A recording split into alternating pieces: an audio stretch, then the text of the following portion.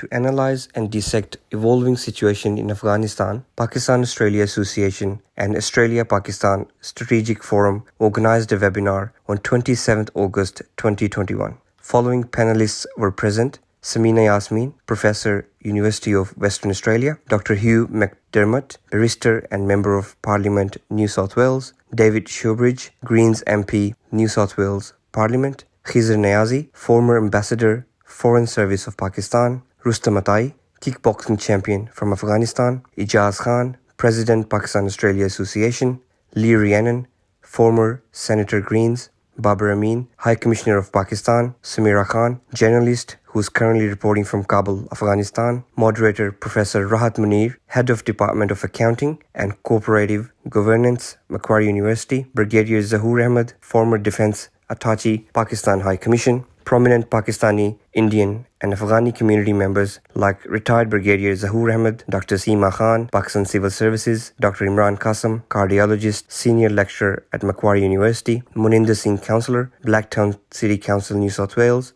Azam Muhammad, former Councillor General of Pakistan Consulate; Shan Roop Rai, Director General Education, ICCC; Ashraf Shad, poet, writer; Shafaq Jafri, CEO Pehchan TV, Patron-in-Chief Pakistan-Australia Association; Shafqat Abbas Bhat, Senior Vice President Pakistan-Australia Association; Gursharan Singh, Director at G Singh Agents Pty Limited, and many more also joined in. All the panel members contributed immensely to this session. Questions and answer session was also organized. Talking about women's position in Afghanistan, my concern is that they would start imposing some limits that would find some welcoming notes in Pakistan as well. Now, we could also say, and I often do point out to even my other colleagues and students, that we shouldn't assume to be and the Taliban are just facts. And I think that I will say these things as we discuss it, and no doubt we'll have more discussion about it further on tonight, that these are the realities of what we're dealing with.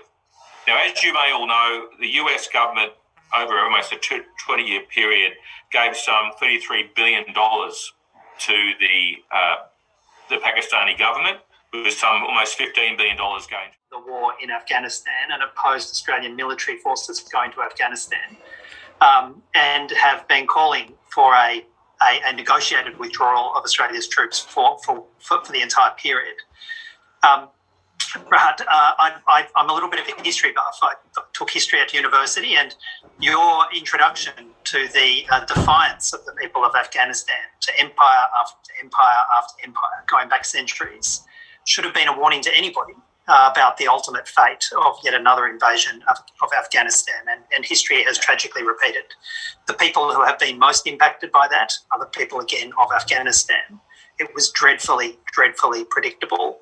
And the second comments which Rustam Atai actually made, that we need Taliban, is now the reality. We need to commence dialogue somewhere. Who will do that? Whether Australia can play any role, Australia should play any role, because Australia was the part of the war for the last 20 years in Afghanistan, and probably they have a lot of information and a lot of contacts on the ground, and they may be able to influence, and they may be able to facilitate a dialogue with the Taliban.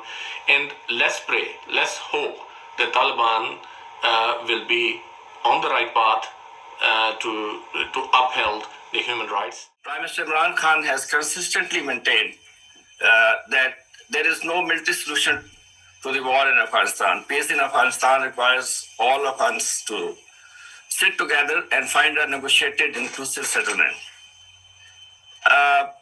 It is often Pakistan is tried to associate with one group or the other, but let me make it very clear that Pakistan has no favorites in Afghanistan.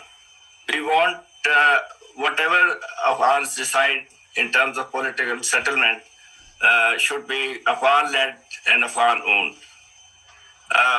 People of Afghanistan have suffered over the decades, but so have Pakistan and its people suffered enormously due to the ongoing conflict in Pakistan. We've had over 80,000 casualties, and our economy suffered losses estimated around. See the realities. And yesterday, when I covered that twin blast in front of the Abbey Gate of Kabul International Airport, trust me, my heart goes out for all those fallen soldiers from US and all those children, women, elderly, and young men.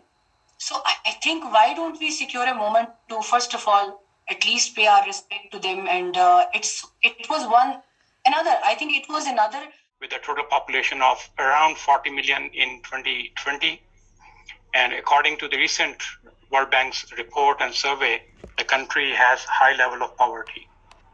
Afghanistan's gross domestic product GDP is $72.9 billion by purchasing power parity, and the country fares much worse in terms of per capita GDP, ranked 169th out of 186 countries in 2020. Now you can imagine where Afghanistan stands.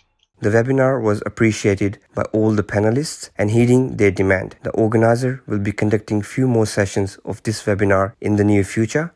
Pehchan TV will also recasting this recent session again. Fahad Hanif, Pehchan TV, Australia.